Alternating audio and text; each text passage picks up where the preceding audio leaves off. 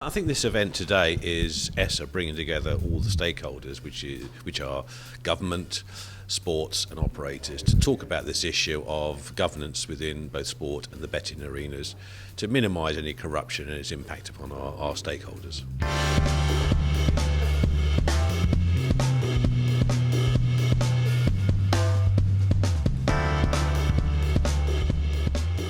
Although in recent years we've gained quite a lot of knowledge about betting-related match fixing, there are still many unknowns, and there's still a lot of myths and misconceptions in the world that constantly pop up in policy debates.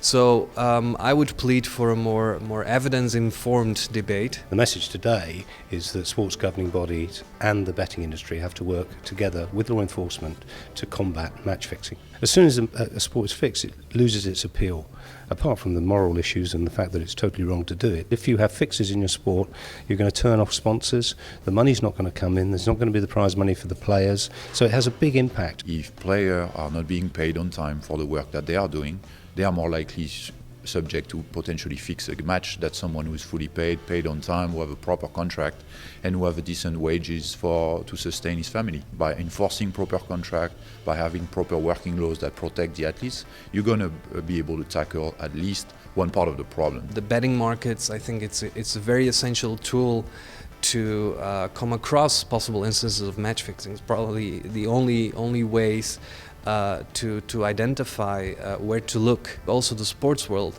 definitely needs to take responsibility on the sanctioning front as a deterrence function to go after those that breach the disciplinary rules of betting on their own games or passing on inside information. There are still quite a few countries in Europe that have quite restrictive attitudes towards these betting markets. So I think the first thing is we need to get some sort of joined up thinking amongst all the markets in Europe, because if you've got markets that are not really involved in the process, then it's very difficult to get information from sports in those countries or betting patterns, or also for people that might be involved in corrupt activities who are outside of the sport. In the absence of a strong evidence-based justification, I think it's much better to keep sports betting in a regulated framework rather than direct consumers to unregulated operators and even operators outside the EU, because it's only within a regulated framework, a regulated market, that you can identify, monitor match fixing and combat match fixing essentially.